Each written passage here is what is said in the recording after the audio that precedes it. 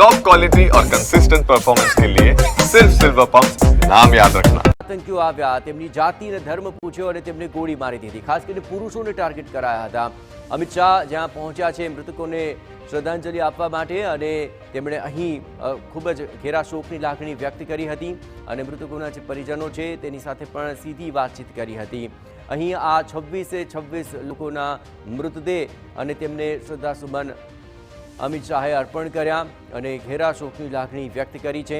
આ ખૂબ જ દુઃખદ ઘટના છે। જ્યારે 370ની કલમ હતી ત્યારે પણ કોઈ અનિચ્છનીય ઘટના ન ઘટે તે માટેનું પૂરતો ધ્યાન રખાયું હતું, પરંતુ આ પહેલગામની બનેલી ઘટના પુલવામા બાદની સૌથી મોટી ઘટના મનાઈ રહી છે। પુલવામાની અંદર 14 ફેબ્રુઆરી 2019ની અંદર જે ઘટના ઘટી ત્યારે કુલ 40 જેટલા જવાનો શહીદ થયા હતા અને હાલની જે ઘટના છે તેમાં પણ આ આતંકી હુમલાની અંદર જે કૃત્ય કરવામાં આવ્યું છે તેની નિંદા થઈ રહી છે। કુલ 26 જેટલા લોકોના મૃત્યુ નિપજ્યા છે, 17થી વધારે લોકો ઘાયલ થયા છે। આ આખી ઘટનાની અંદર 3 જેટલા ગુજરાતીઓના મૃત્યુ નિપજ્યા છે, કુલ 26ના મૃત્યુ નિપજ્યા।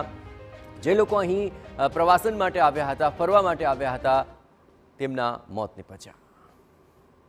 जिले के जो जीएमसी अस्पताल है वहां भी आएंगे, वहां जख्मियों से मुलाकात करेंगे। हालांकि कुछ जख्मी बादामी बाग कैंटोनमेंट जो आर्मी का अस्पताल है वहां पर भी मौजूद है, तो वहां भी जाने की आशंका है गृह मंत्री की। और आखिर में जो घटना स्थल है पहलगाम में वहां पर वो पहुंचेंगे, लेकिन जो जानकारी TV9 भारतवर्ष को मिल रही है वहां वो चॉपर से ही जाएंगे, क्योंकि नीचे से ऊपर जाने का रास्ता जो है वो सड़क का नहीं है। तो वो आखिरी कार्यक्रम रहेगा।